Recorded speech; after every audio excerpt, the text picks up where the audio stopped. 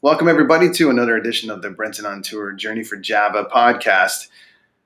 We're taking it a little bit sideways this time. We're going to go a little bit, off the beaten path, if you will. This is going to be an interesting combination of tech and coffee.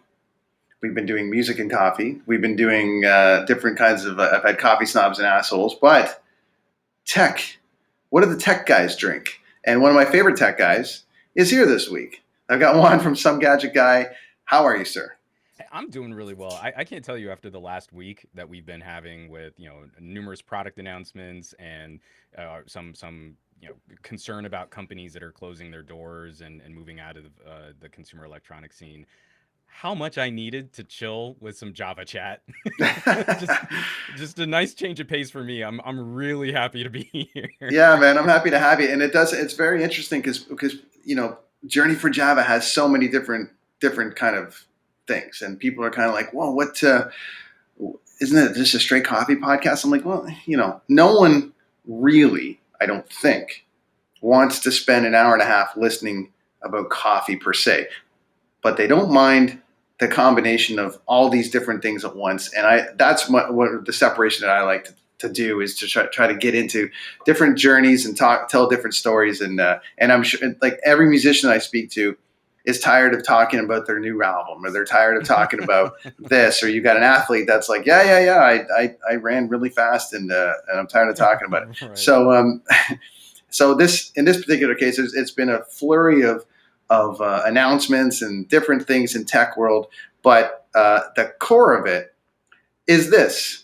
You're one of my favorite tech people on the internet, really one of the only people I follow on the net when it comes to new products and different things like that. You do a great show called Some Gadget Guy, which is where I first found you, actually, which is really funny. I was touring, and I was kind of looking for some stuff that I could kind of get into, like as far as like products and different Oh things wow, yeah. that I could take on the road with me. And this was you here on the Samsung Go, wireless kind of mic, and it was Yeah, a those are really sweet. awesome kind of thing I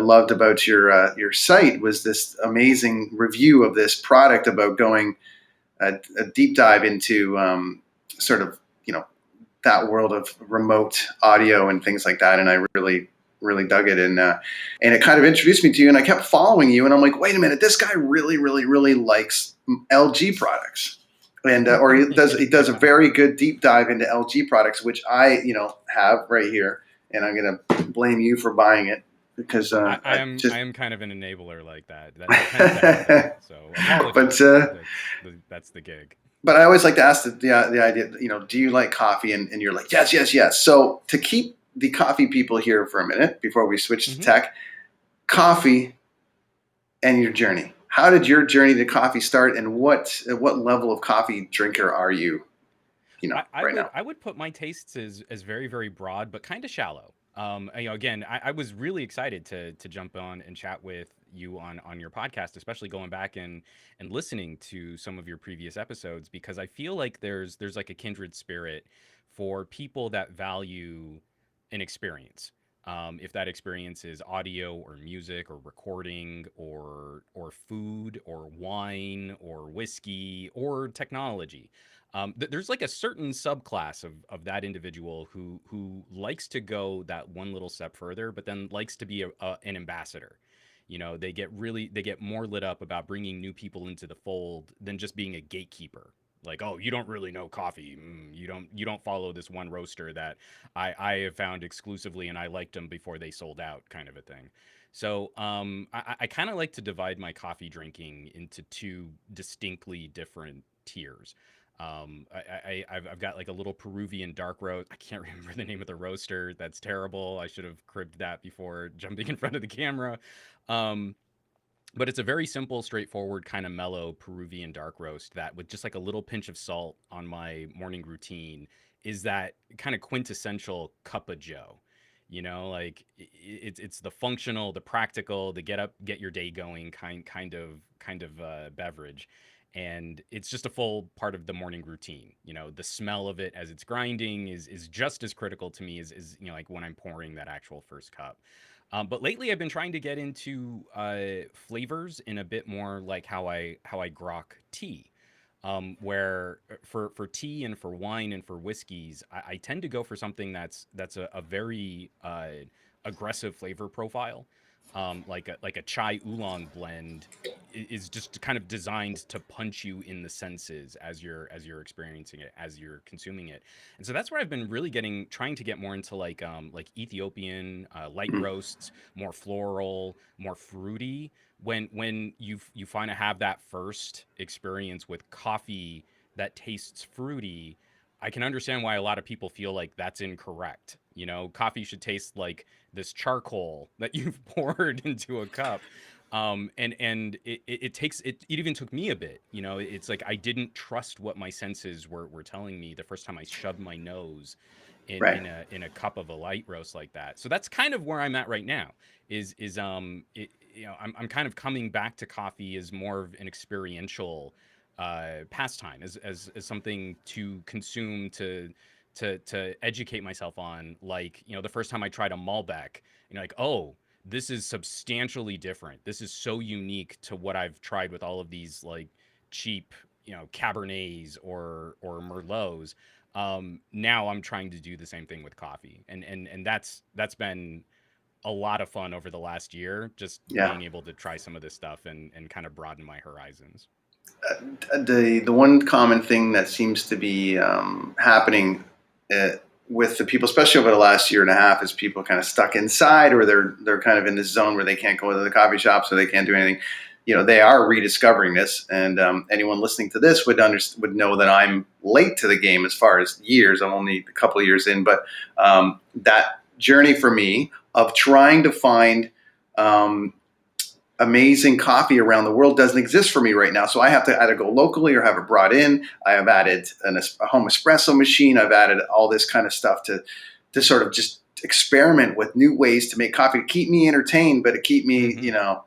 out of the shops, really, even though that's one of the fun parts about a journey. So you're in LA, surrounded by incredible coffee all over the place. We'll get down into like a trivia, not like sort of a quick espresso shot idea, but um, you are surrounded by it, I'm sure. Are you still getting a chance in LA to go out to some of your local favorite coffee shops? Are you inside and having it mailed in? What's going on there with you? So yeah, it's mailing it.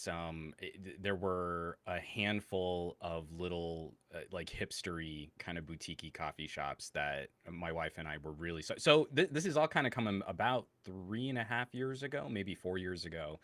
I just was blown away by a cup of coffee I got in Vancouver.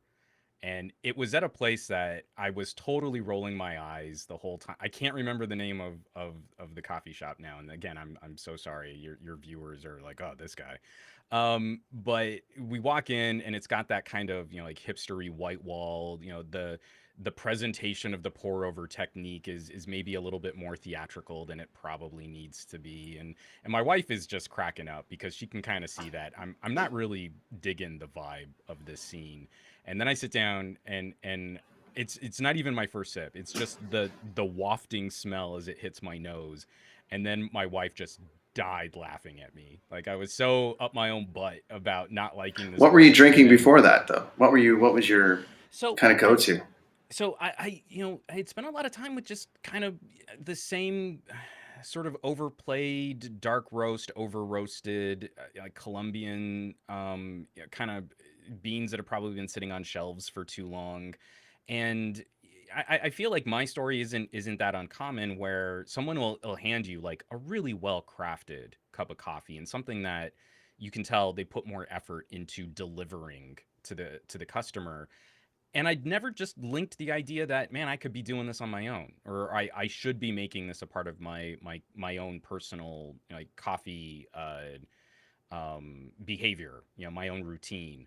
You know, like I'm sure other folks, you know, in these kinds of conversations here, you know, like here's an amazing cup of coffee, and the person drinks it and goes, "Wow, that was really neat," and then it doesn't ever seem to change their behavior. You know, it's like they never make the effort to do it for themselves.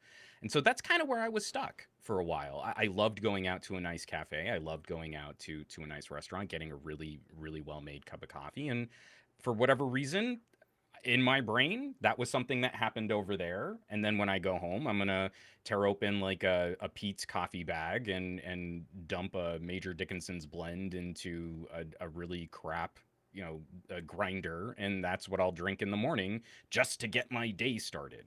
So it kind of lit me up again. And again, I suffered a lot of mockery from my wife when we were out in Vancouver, because she saw immediately, like, oh, you're digging this after you were talking so much trash, now you're liking this. And that My kind of wife helped was the us. coffee drinker in our house. Well, we both So were. My wife worked for a little just a little cafe yeah, chain in New Mexico, Flying Star, and they do their own roasting in New Mexico. And she got just a little bit more of that kind of hometown education on what they were doing locally. sure. And even for some of their wacky blends, like you'd get a pinon, kind of a nutty blend, and they'd roast it that way too. And so she was always just kind of a step ahead of me on that. But when she saw how I lit up on that, and like I suffered for a while for making fun of me after that. But coming back and then scouting around for some of the great little shops and some of the local roasters here in Los Angeles. Now it's just, we kind of splurge a little bit. We still have our just sort of normal caffeine drip that Yeah. we'll turn to just for functional. But then it's like, hey, we want to do something a little nice, or we want to do something a little special, or maybe it's a pairing that goes really well with some heavy cream, and it's kind of a decadent or almost a desserty kind of a coffee. That's been mixed into our routine a bit more actively over the last year. Now, what brought me to you obviously was tech when it comes to phones and mics and things like that, which you can catch at SomeGadgetGuy.com. Great site, but great YouTube site. 122,000, whatever it is, subscribers, amazing killer videos. But I'm going to suggest that you add coffee products to the review process now. So people are going to come to you and go, what's going on with Samsung versus LG? Well, not LG now, but you know what I'm saying. Right, And exactly. but I'm wondering if we should tap into you for some coffee review products here, because if you deep dive the way you do on the phone situation, you'll convert so many people to coffee at home now, because I got to tell you, friends, Juan's reviews of phones and products is more thorough than anybody I've seen. So, yeah, what do you think? What do you think, Well, man? Coffee well, first products. What of do you all, think? I just really appreciate all the kind words, because again, I feel like there are some of us out there that are really seeking like-minded individuals that care, that care about some of the nuances of these conversations, and we enjoy the experiences of these beyond just like, oh, is it faster, is it bigger, is it better, what was the marketing, and then they have a bar graph that shows you how it's better than last year's product. Right. I think a lot of us in the tech space are kind of facing a little bit of an existential crisis right now, where the pressures of working with manufacturers, the pressures of working on YouTube, are all kind of hitting us from different sides, and a lot of us are trying to find ways to pivot. So it's funny that you bring it up, but like, I've fallen in love with my Instant Pot. I like my little Mocha Master drip coffee maker for my Yeah. functional cup of Joe. Like some of those stories probably would help kind of flesh out just a 21st century post-pandemic lifestyle. Like, the world is a different place than it was even 5 years ago, and it's a very different place than it was a year ago. And actually, I mean, a lot of us have been looking at how do we move beyond just shoving a phone in your face and saying camera megapixels, camera, and it plays games. It's not really a fun conversation if we've become such a cliche in that kind of circular gadget review commentary. So I think now is the right time to kind of broaden a little bit Sure. and find some of those other experiences and some of those other stories to share. Yeah. I mean, it seems the content seems to be so common with everybody. It's so crucial right now, um, as far as where people are getting their content from and how it's being Hmm. produced, and it's just the world's just inundated with experts and things like that. Right. One of the things I loved that you did recently on this Oh article yeah. that you did about saying goodbye to LG, which I loved completely because, as mentioned, I was looking around. I was an LGV30 person, and anyone that's listening, listen. LGV30 were first to all the really cool shit. Then everyone Hmm. copied it. Sorry. So with iPhone was like, we added this, we added that. I'm like, I've had that on my phone for 3 years. Like it was just a And in fact, funny. like, Apple was taking away things while LG was adding some of this cool stuff, and never really got the credit that they deserved for it.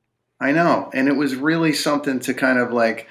I was so like, okay, am I going to make the switch from the LG V30 to the LG V60? And for those of you listening, that I'm listen, I know where the downloads are coming from. The downloads are coming from Apple. They're coming from Apple, like and a little bit on Android. On the rest of it, there's Spotify's making their move and all the rest of it, but a majority is still coming from Apple Podcasts, which tells me that there's a substantial amount of people Hmm. on iPhones listening, and I get it. However, for content creators and people that are trying to do stuff, um, geez, LG was Yeah. so great for this, and Unique. they were so awesome for what they did. So I guess we'll move into this for a second and come back to Hmm. coffee in a little while, but. The demise of LG, you touch on it in this amazing article, which you can find on SomeGadgetGuy.com and his YouTube page. Um, but you have a great article where you take the other approach of what LG didn't, you don't pick on them about what they didn't get right because you've been talking about what they got right forever. You're picking on the people that are going to start picking on LG now that Yeah. they've folded. And I loved it. I loved it because you've been a big proponent of LG phones and things like that. So why don't you let's dive a little bit into your world here For sure. on the tech side and just kind of give me a bit of a what next? Now that LG's gone, and they were as far as I think are the front runners onto this thing. What's next? Who's going to take over then? What's Well, next? it's kind of tricky because I kind of feel one of the most precious places that we're in consumer electronics, and especially for smartphones, is this notion of YouTube and Facebook style algorithms manipulating the content that viewers see in their timeline based on popularity. And then it makes it so much more difficult for another brand to kind of find audience. If you're not like one of the top three performers in a specific space, or you're not constantly generating trending topic news, then YouTube actively kind of manipulates that feed. So if you're a content creator and you spend the exact same amount of time making videos on smaller brands as you do on Samsung and Apple, those other videos are going to demonstrably pay you less. And so that becomes one of the most critical parts of this commentary. You sort of get trained to satisfy the viewership of a much larger fan base. And then that starts to color the perception of that review. Like, these videos are getting viewed less, they're making me less money. I guess people really don't like these products as much. I'm going to make them the losers in future smartphone comparisons or in future showdowns. And I feel like, it kind of doesn't matter what manufacturer comes to step up or replace or fill in some of the gaps that are left by LG. It's, are we as a community, especially in the tech space, are we going to acknowledge when we see good competition? Because that was one of the fatal flaws of the LG reviewer relationship. LG was not as good at marketing. Samsung spends $10 billion a year just on marketing their brand. Samsung spent more on their marketing than LG did on their entire smartphone division. So if that's the battle, if the only way that you can truly compete is to spend a ridiculous amount of money, we'll probably never see a legit consumer facing competitor in the space. It's always going to be kind of rigged for whatever popularity metric is generating the most income for reviewers and content creators. So whoever comes after really needs to get ahead of a smartphone review process that's probably going to label them as the loser. You're not making me as much money. I don't, people aren't watching your videos as much. So I'm always going to say buy an iPhone, or I'm always going to say buy a Galaxy. And so if they can't find a way to get consumers interested, that's never going to trickle up to the tech reviewers. This actually all works backwards now. Whoever gets the most impact from the viewers and the consumers is actually going to get the more positive reviews. So in this space, it's a little sad because the V60 was such a unique product. It was very modular by design, where you could add a pen and make it very much like a Galaxy Note. You Hmm. plug in really nice headphones, and there was an audiophile grade DAC that drove a listening experience like no other product. You could pop it into a case and add a whole second screen if you wanted to do some more advanced multitasking. You could plug it into a monitor or a laptop dock and turn it into a full-fledged computer, kind of like Samsung DeX. It has a memory card slot, so you easily quadruple the storage for cheap. Had great cameras. There Amazing. isn't one product that kind of ticks all those boxes. Unfortunately, no matter where we go after LG, we're going to have to compromise hard on some feature that, if you were really using LG for what they offered, you're not going to ever find as complete an experience as what their final phones had to offer. And I didn't like even begin, and I'm still using it. I mean, it's got the Android update. I didn't even begin to use half the stuff that's in it, even after Oh yeah. following your videos and being like, I don't have the time right now to do all the things that Juan tells me to do. It's a really Yeah, interesting, like, and it's the little baby steps too. I mean, like, I totally get it, but if you've ever had to sign contracts, I don't sign contracts from a PC or print out paper anymore. I mean, from the Galaxy Notes to the V60, it's like I pull out a pen and the contract is already on my phone because I got it on email, and I scribble out what I need to scribble out and I send it right back off again. I mean, it's those little things that you kind of take for granted in how fleshed out a very, sort of feature complete pocket computer can be.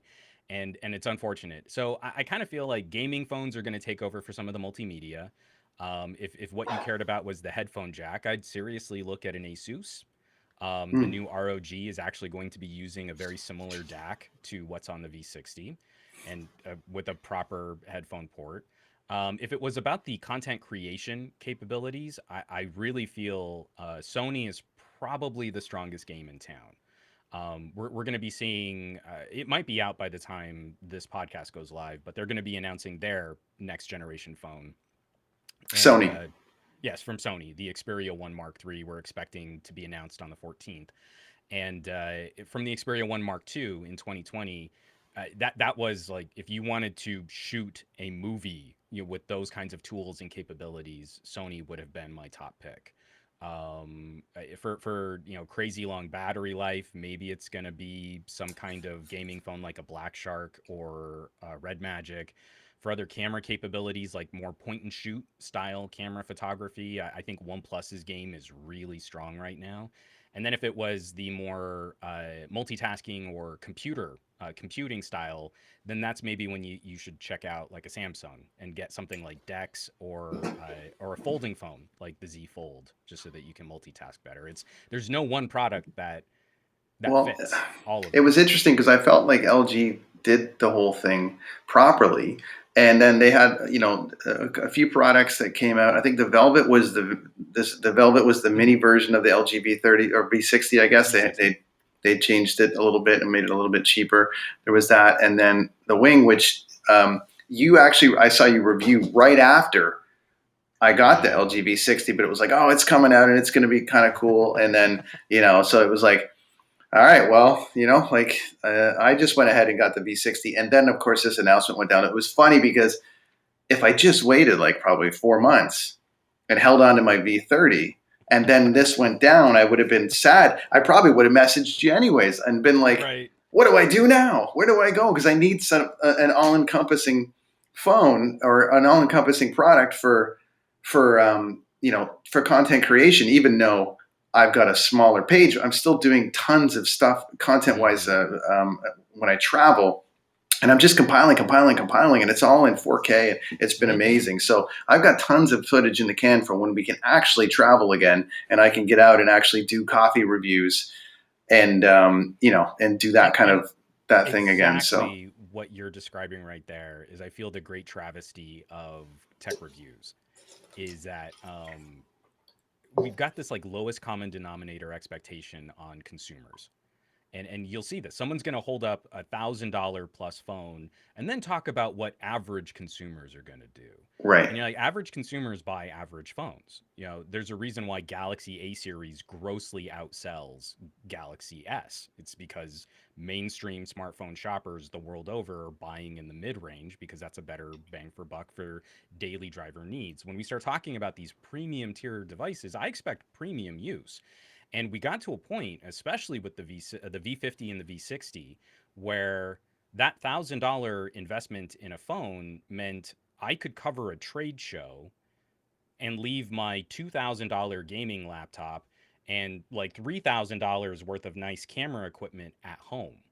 And I could legitimately cover, shoot, edit, render, upload, stay in communication, write documents, write scripts, record podcasts, all from this pocket computer with very little change in my, sort of nightly workflow for covering stuff on the ground.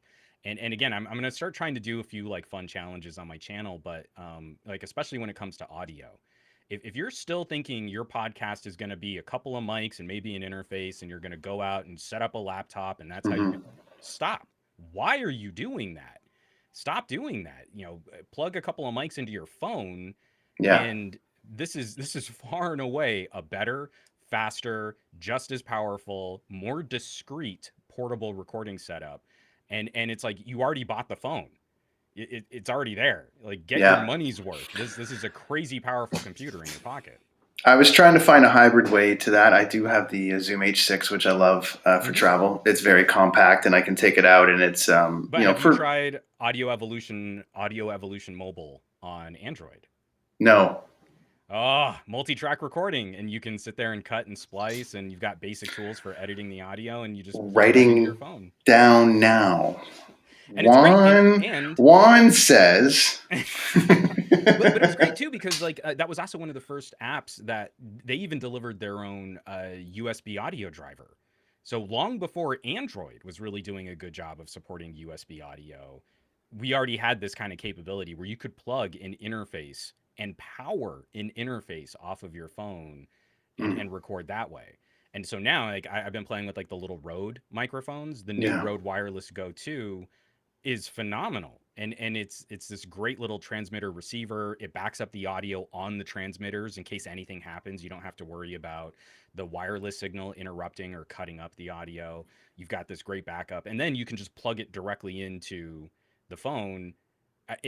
The idea that I would go back to carrying pounds more gear to pull something like that off is just silly to me at this the point. biggest thing that I'm So looking, much more the accessible. biggest thing that I try to do is I try to find the best coffee in the world when I'm out. That's how this whole thing Hmm. started, was trying to find the best coffee while I was traveling. Coffee shops, coffee people. The most downloaded podcast I have is with Tim Wendelbo from Tim Wendelbo Coffee from Oslo, Norway.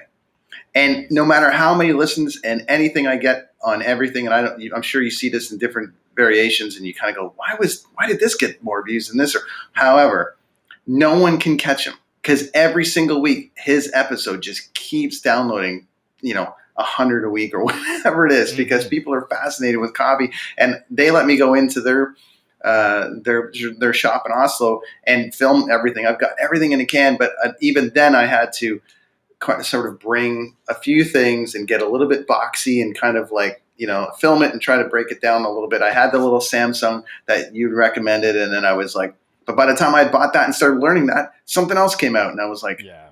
oh, okay. So then, whatever, I keep coming back to your site to check out anything new, which is amazing, which is Well, fun. and But you know, part of the philosophy, and one of the reasons why I feel like there's a smaller crew of us that are talking about this with a bit more of an experiential tone is, so often you're gonna catch the end of my video and the conclusion is gonna be positive.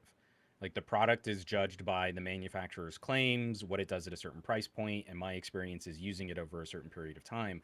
But I think one of the things that gets lost in translation, and it's something that I'm trying to do a better job of, especially over this last year, with so many people hurting to get new computers and components and to work from home and to school from home, is my recommendation is more based on a particular audience. So, a phone like the V60 doesn't get a buy or don't buy, thumbs up, thumbs down. The V60 is graded on a target consumer that I think would be a good fit for it. And Mm. then what are the claims that LG is making? And does that mesh with the people that I think would be a good fit for it? I don't know if you saw the Microsoft folding phone, the Surface Duo. I gave that a phenomenally positive review, but at the same time, we need to acknowledge that that's the right mini tablet for maybe 1,000 people. Like the audience is super, super tiny, but they deserve to hear about how it's really going to fit into their workflow. They still deserve the same quality and focus and commentary on their review as someone whose needs are more mainstream. Sure. And instead of trying to judge by, like, well, this phone sold the best in 2020, so I guess it was the best phone, we want to try and drill down just a little bit deeper. Again, it's why I like having conversations with foodies. Is it's not just like, oh, well, that was a good meal and I'm sated and I'm no longer hungry. It's like, well, what went into the preparation and what were these ingredients and what did you think about the pairings and the flavor profile, and I'm not always qualified to speak on that stuff, but I love joining that conversation and I love listening to those Hmm. conversations, and that's kind of what I hope to provide. So unfortunately, when you land on like, oh, well, this microphone came out, a major part of the Samsung Go review was this is the first one that's really tackling this and nailing it. Sure. And from here, we should really expect to see more competition. Well, that was like, what was that, like 3 years ago, 2 4 years years ago ago? is when I bought it, or three. So, And anyways, and so over that window, I mean, I'm yeah, I'm proud of myself for that video because yeah. we did get this is something that did pan out. People are Hmm. interested in adding a little microphone or adding better audio or sprucing up their own family movies. Or maybe it's something silly like, hey, they've really got designs on TikTok. We're driving an entirely new generation of storytellers and podcasters and content creators. And then at the same time, the tech community is sitting back and saying, oh, but you don't really do anything with your phone. You should just like Snapchat and maybe take a couple HDR photos and check your email. And this is in stark contrast to the reality of this amazing explosion in different platforms and services and online communities that are using these things in tremendously, tremendously creative and innovative ways.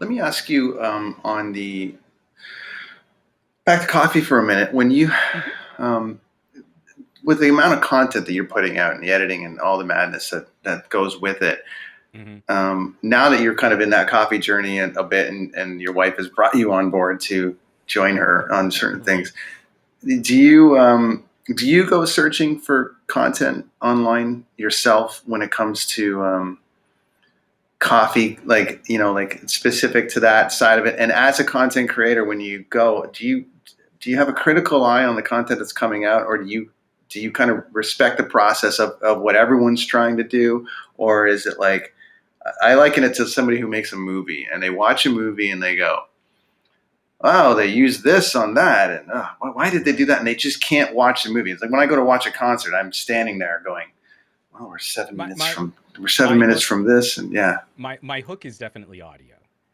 I have a hard time getting over bad audio because I come out of a background in yeah, commercial voiceover direction, and I spent 20 years of my life just analyzing and dissecting the recordings of human speech. So I can't turn that off. Like I'm nice, listening to the tone and quality of your mic, and I'm listening to the tone and quality of my own voice in my own head, and every video that comes in, there's something automatic process, there's something that's clicking in there. sure, But it's kind of I feel like the amount of time I've spent making my own content and editing content and producing in a variety of different places, there's that person who makes a movie and then can't help but pick apart someone else's movie, and then there's that person who makes a movie and they learn empathy about how difficult that process and that journey mm-hmm. was. And when they see someone else finish a project, they're just so excited for that person to finish the project. And I'm really trying to live my life as that second person. Sure. It matters a little less to me if you've got the prettiest B-roll or camera panning or anything. If you're joining a conversation in earnest and not for the lulls and not to be a disruptor or not to spoil the ends of our favorite movies because it gets you easy clicks or with some lazy kind of half-hearted but keyword generated sort of script, you take it that one step further and you show that you care, then I'll watch you all day. I'll watch you forever. You'll be my best online friend that you never knew. And especially in the foodie scene, it's sad because this YouTube algorithm has kind of hammered content that takes longer to produce and is built with more of a philosophy. And so, where there was this vibrant community of like animators making short films and funny cartoons and foodies with recipes and analyzing, now so much of it has to be built on a gimmick. Or YouTube just won't send it to people, or you just won't be discoverable. And so now it's like I'm going out of my way even more. I'm trying to like dig even deeper and making the effort to change my own viewing habits and circumventing, Facebook style algorithm changes and YouTube style feed management to find the kind of content that I want. Coffee has become a part of that. Wine has always been a part of that, even from the early days of like Sure. Gary Vaynerchuk, Mm-hmm. yelling at me on weird live streams. Like I've just, I don't have a palate that I can really, Yeah. grade wine. I love listening to people talk about wine. I love it so much. And same thing with whiskeys and bourbons. Coffee was one of those things with that journey though, like that I'm the same because most people, like when I came into it, it was like the impression that we grow up with is like, oh, you need cream and sugar and you need this and that. And I was always like, okay. And then when I started on black coffee and I never got off it, I'm actually that's it for me. So because I'm into So I the agree taste with I profile. agree with you, and especially like as I've gotten into more floral and especially fruitier Yeah. roasts, totally with you. But there's still a part of I can't explain it. Words are really gonna be lacking here, but just like with tea, there's something so decadent about just that little cloud dollop of cream, just that bite. Take something that already has The just cortado. You like the cortado? so when something kind of like gets up in your nose and we Yeah. know that biologically like what our taste buds do to coffee kind of breaks Yeah. down a certain part of the flavor component before we even really get a chance to taste it. It's like the bittersweet joy and genius of coffee is also just one step away from our own biology. It's just such a head trip. And so taking something that already has this floral, this bouquet, this experience, and then just adding a little fat just makes it decadent. So I tend not to hit with any type of like syrups or flavors or sugars, because now I genuinely want to experience what that bean has to offer. But for me, it's always like if I just add that little cloud and it gets a little I, creamier and a little thicker, and then I think if that's like you I can start, settle if you make into. the effort, I tell people, if you make the effort to start with black coffee and you can appreciate that you just ground it, it's only like you bought the bag based on roast date Right, exactly. and little things like that, and you get into it, and then okay, then you get permission to put the rest of it in after that. If you spent 10 cups dialing in the device and you're good, and then you want to up it, no problem. So I just find like you got to start with the core of where the bean Completely was agree. roasted and all the rest of it. So I want to try something out here with you now called the Okay. Espresso Shot. So this is Juan from Some Gadget Guy, my favorite tech guy on the net.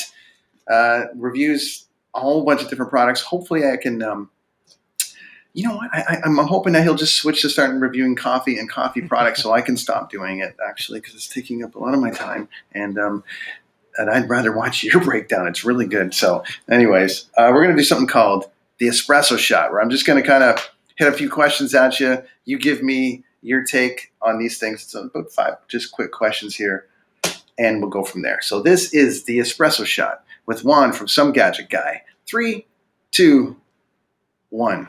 Juan, what's your favorite region for coffee? Right now, I'd probably say Ethiopia. I'm with you. Ethiopia on fire right now. Love it, love it, love it. What's your Hmm. favorite coffee brand? Must do, have it in the house all the time. Oh man, I don't have one.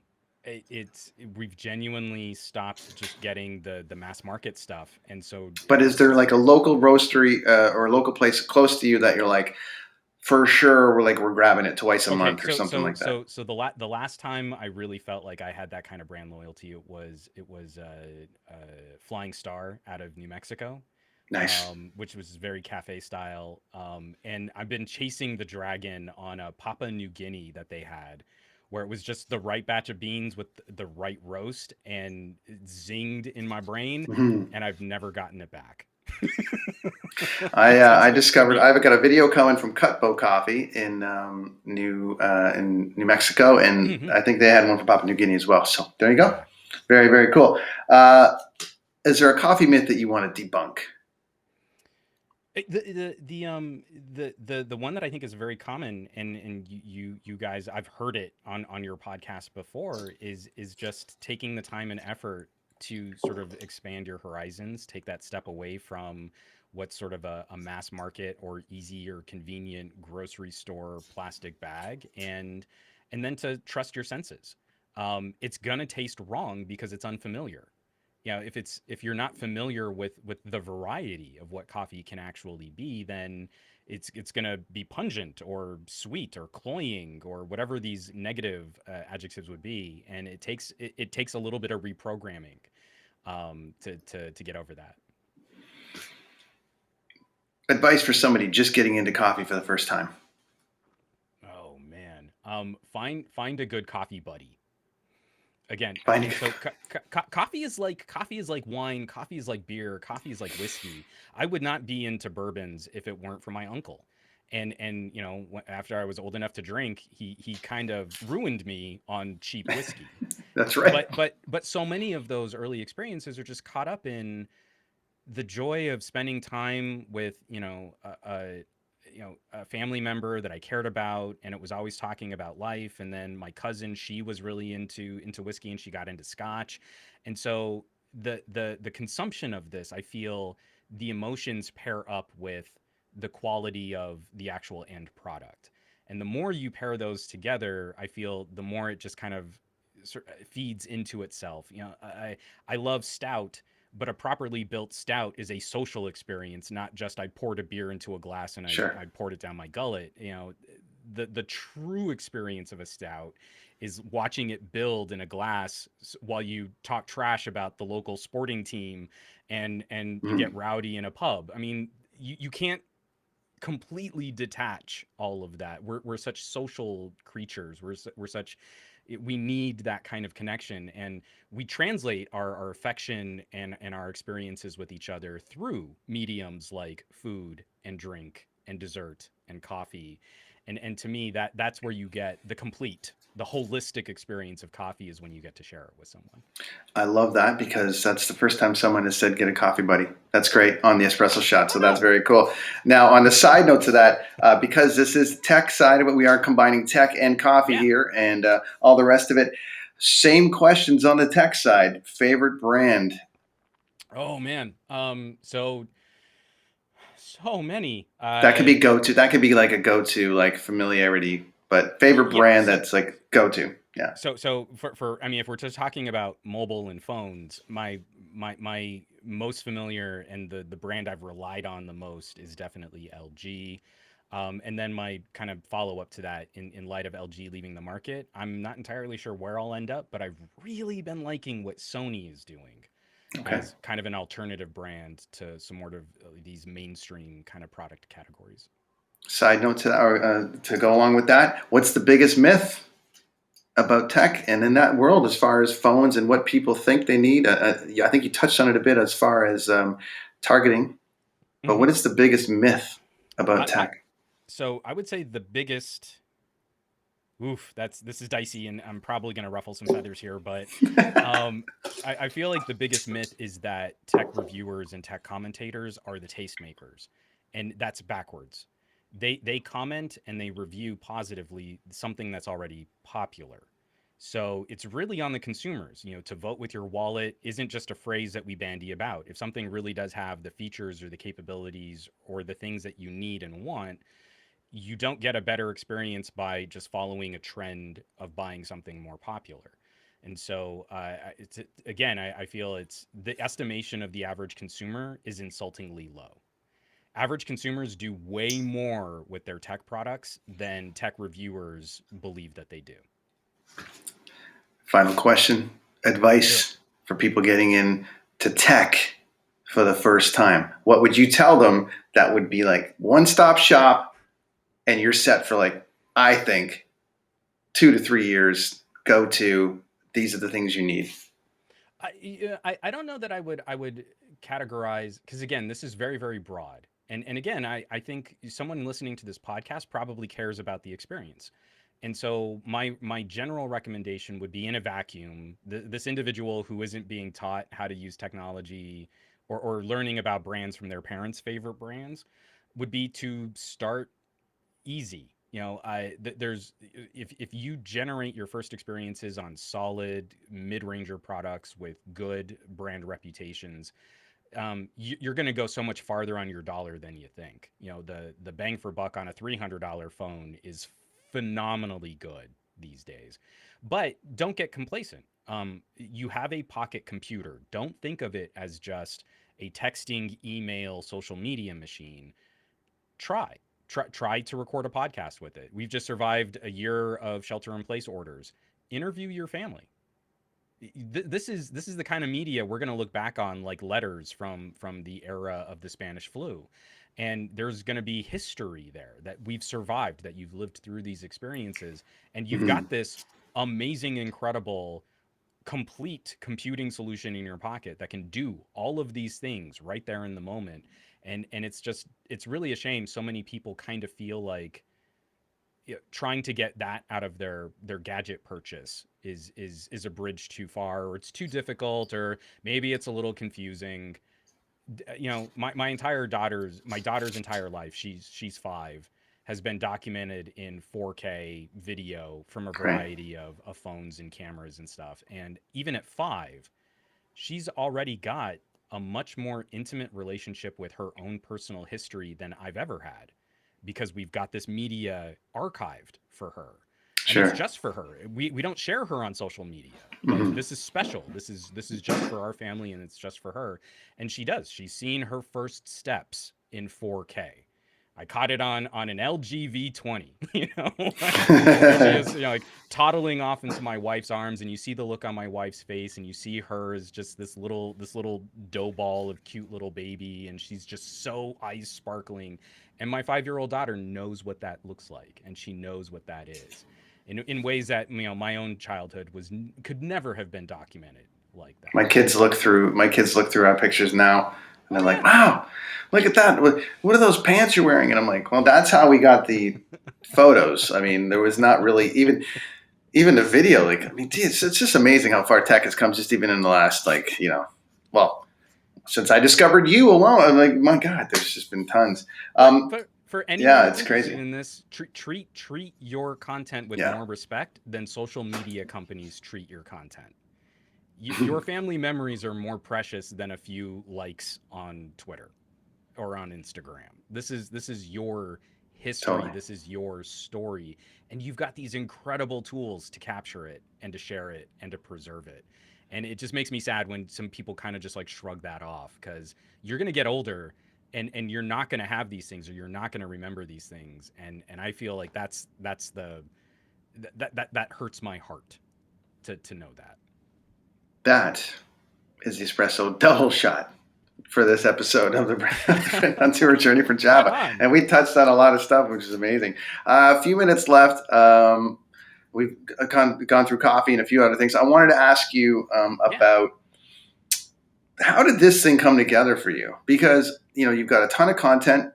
Obviously, we hear a whole bunch of people.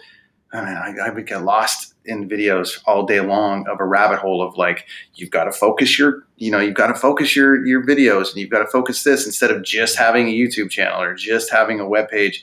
You've got to offer people something. And I get caught in that web tons, because this podcast right now that you're on, that we're speaking about, literally is combining coffee and tech. Experts would be like, don't do both. You've got to go coffee or tech. Sure, but I'm doing it my way. Right. But you get caught up in it. So how did it all come together for you? And when did you sort of see that you're like, whoa, I'm onto something because this is a thing. Like this, there's a wave coming now. There's a really long story behind that, but just to kind of condense it down a little bit, I was working as a booth director and an agent assistant for a voiceover talent agent here in Los Angeles, and at that time, they were very aggressive about making sure their employees didn't have public-facing social media accounts. But at the same time, I was working with voice actors, and this was just at the beginning of a trend where voice actors were starting to invest in their own home recording equipment. So actors would still come into the offices at the agency to record their auditions, and we were responsible for sending it up to casting directors. So because I've had some experience in recording and I was pretty good with home recording tech, actors would come in and just pepper me with questions like, should I buy this mic? What kind of interface? What kind of software do you cut on? What would you recommend? How do you soundproof? How do you sound treat? And that's one on one. And it's just taken way too much time out of my day having someone stuck in the booth when I need to get them out back into the lobby and get my next victim to record. And so I started writing a blog under a pseudonym, Some Audio Guy. And Some Audio Guy quickly developed a reputation for being a very aggressively snarky commentator on the world of commercial voiceover and casting in Hollywood. But I could send them like, hey, I can't answer this question for you right now, but I've been reading this blog, the Some Audio Guy, and he's got some tips and tricks on exactly what you're asking. If you go to his website, you can check it out. And so Some Audio Guy started just catching recording equipment manufacturers. So I started getting gear to review there. And then I started branching into more consumer audio kit, Bluetooth speakers, headphones, earbuds, that kind of a thing. And then it was really Nokia years back. They were kind of in their last push before they started doing Windows phones, and they started finding people with very sort of niche commentary, and they liked my commentary on audio. So they started, sending me to sort of events and to look at some of their new smartphones, and it kind of just built from there. It was probably about 7 years ago that I made the hard switch where a majority of my work and content and conversation was more focused on consumer tech than it was on recording. But I still have super fond memories of and a lot of relationships and working relationships still from working in casting and PR and ad agencies and stuff like that. And you've got the podcast as well, which Yeah, is great. there's a lot. You If, know, if someone wanted to hear my voice sure. every day for their working day, I think I make enough content to fulfill that. There's loads, and There's a lot. I'm amazed. I got to tell you, man, because I got to tell you, I definitely look at what you're doing, and I look at. I mean, obviously, you're doing this full time. I mean, dare I Mhm. say, do you have a full time job elsewhere? This must be full time for you. Obviously, Well, doing this or and close it's a to it. variety of different disciplines. So Yeah, sure. I do I'm, hosting. I've worked with Newegg a lot. They're that electronics retailer. I'm starting to cover some more industry news and carrier and ISP, some of the newsier stuff with reviews.org. And then, it's just like any other freelancer gig. You pick up some yeah, clients, you try and do some sure. cool work. I've been doing promo videos for companies, especially recording companies, just to kind of see if there aren't some brand or ad strategies that they might be missing. And then it's also trying to foster longer term conversations. I've been really amped up about things like accessibility and hearing health and hearing loss in younger adults. The rates are on the rise, and it's very concerning stuff. But that's also an opportunity to talk about not just how to protect your hearing, but like when you do that, you also improve the quality of the content you consume. Those Yeah, those conversations go hand in hand, and it can be really satisfying when you see someone who's like, yeah, I got rid of those really cruddy earbuds that came with my phone, and I'm hearing things I've never heard before, but I'm also getting to turn the volume down, so I'm not just hammering my ear to get something better. And again, if it's experiential, it's gonna light me up. If it's not just, I'm gonna read all the specs and tell you a benchmark, then I'm gonna push go and watch something else. Well, I'm a big fan, and I really appreciate you making the time today. I mean, coming on, I know you're talking tech and all the rest of it, so it takes up all your day. But we do coffee and we do all different sorts of things here on this podcast, and I like kind of diving into that side of it. So, tell everyone where they can find you online. Let's go there because there's a whole bunch of places. There's a bunch of different places. Yeah. Yeah. So I mean, around the socials, if you search for Some Gadget Guy, you'll probably find some flavor of me out there. A lot of this is collected on my main site, SomeGadgetGuy.com. I do have a Patreon where I do some of the more granular, the really deep, nitpicky, deep dive, like camera and audio reviews that never perform well on YouTube by themselves. Like if you want to listen to me talk about a camera for 40 minutes, that's where you would go, is patreon.com/somegadgetguy. I'm picking up that byline on reviews.org. You'll see me across the Newegg channel. We just covered the Intel 11th gen Core i7 and i9 launches and the new Asus motherboards. It's wherever people want to have that broader conversation. I like to pop up and say, hey, and join that conversation, because that's what's fun for me. Not just reading a headline and getting outraged and then going on about your day. That's not really what this is all about. Bringing it back to coffee to end it. Your favorite piece of tech at home that involves coffee. What are you working on for gear at home? Oh, it's so funny. I just field stripped my KitchenAid coffee grinder, and it's just so, again, this is so silly. You know how, like, there are certain things, like the act of physically taking apart a big old metal machine and taking your little brushes and cleaning out all the nooks and crannies and the burrs and the grinder and the motor, and then assembling it all back together again. Back when I used to do a little bit more of my own car maintenance, I used to love doing brake jobs. It's the most boring part of, like, maintaining an automobile, second only to, like, giving your car an oil change. But it's something about the mechanical zen. It's a puzzle. You take it apart. You're getting the smell of, like, kind of old coffee grounds up in your face, and then you put it all back together again. So I'm working on my pour over technique. I'm working on that as, like, the fancier side of our coffee strategy. But there's just something about this grinder. It just it makes sense in my brain, and it's the thing I know once a month or every couple of months I can take an afternoon, a couple hours, and go zen on dismantling, cleaning, field stripping, and then putting it all back together again. And then my coffee gets ground better. I minorly have to do that with the Breville Barista Express I just picked up. It's got, a built-in grinder, and it's cool. But every single time you swap the bean, you got to basically recalibrate. So once you find the one that you like, I'm telling you, I'm kind of sticking it for a little while with that bean, because I've done it a few times. You waste some beans, you kind of go through the process, but I guess that's the fun. That's like putting new brakes on a car and taking it for a drive and seeing if you crash, right? So that's what happens there. Juan, thank you so much, man. This is Juan from Some Gadget Guy, my favorite tech guy on the interwebs, the internets, as they say. Follow him on SomeGadgetGuy.com. Thanks to my friends at Blue Microphone, speaking of gadgets, for doing this and giving me these and all that stuff. It's been awesome to have you, man. And come back anytime. We'll talk about other things, music, whatever it's going to be. All the best to you. Be safe down there. Keep reviewing things, because I'm just going to keep buying all the things you tell me to buy, I guess. And we'll see you next time. Thanks, buddy. For sure.